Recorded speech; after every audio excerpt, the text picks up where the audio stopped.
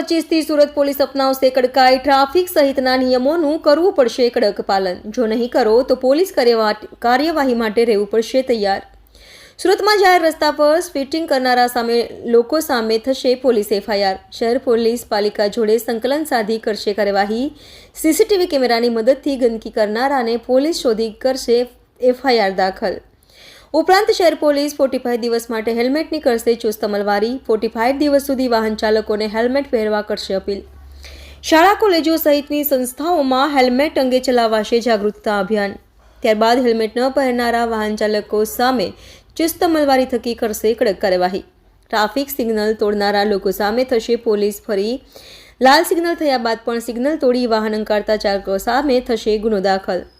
Surat police કમિશનરે આપી માહિતી. સુરત પોલીસનો વર્ષ 2025 રોડમેપ તૈયાર. રાજ્ય ગૃહમંત્રીની અધ્યક્ષતામાં મળેલી બેઠકમાં તૈયાર કરાયો રોડમેપ. ટ્રાફિકની વ્યવસ્થાને વધુ સુદૃઢ બનાવવા અંગેની દિશામાં પણ કરાશે પ્રયાસ. રિપોર્ટર વસીમ પટેલ, અડાજણ.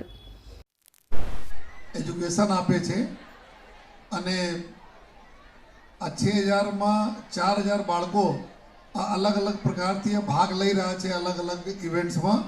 તો એના બધા શ્રેય જાય છે આપણા શૈલેષભાઈના આપણે પૂરી ટીમના.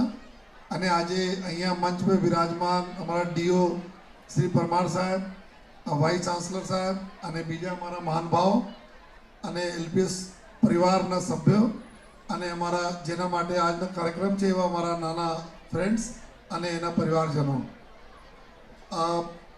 2-3 વસ્તુ જ્યાદા તમારા સમય નહીં લેશે એટલા જ અમે બોલવા માંગીએ છીએ કે આ બાળકો અહીંયા હું જોતા હતા જો જેટલા પ્રેઝન્ટેશન અહીંયા થવાના છે અહીંયા સ્ટેજ ઉપર અને સાથે શૈલેષભાઈ સે વાત થતી હતી કે અલગ અલગ થીમ ઉપર બધા બાળકો તૈયારી કરી છે. આમાં પર્યાવરણ હોય, ટ્રાફિક વ્યવસ્થા હોય, નશા મુક્તિ ન હોય, ટેકનોલોજી ન હોય, એના ઉપયોગ દુરુપયોગ બંને જોઈએ અને જો કલ્ચર સંસ્કાર આ બધા પ્રકારના અલગ અલગ અહીંયા જોઈએ બાળકો તરફથી જો ખૂબ સરસ જોઈએ આપણા એના જો તૈયારી થઈ છે એના જો ડિસ્પ્લે કરવામાં આવી રહ્યા છે. તો સર્વપ્રથમ તો એના માટે હું તમામ જેટલા કોરિયોગ્રાફર છે આપણા શિક્ષકગણો છે જો મહેનત કરી છે એના ખૂબ ખૂબ બધાઈ આપું છું જોઈએ. અને જો પેરેન્ટ્સ છે પેરેન્ટ્સ માટે અમે કુછ કહેવા માંગીએ છીએ. આ પેરેન્ટ્સ રેડી છે ભાઈ સાંભળવા માટે? પેરેન્ટ્સ હાથ ઉપર કરો એક વખત. બરાબર રેડી? હા. આ બધા આપે અહીંયા જોયા આપના બાળકોને કઈ રીતે આ લોકો પરફોર્મ કરે છે. અને ઈશ્વર જો હોય છે ને ઈશ્વર તમામ બાળકમાં એક ખૂબી આપે છે.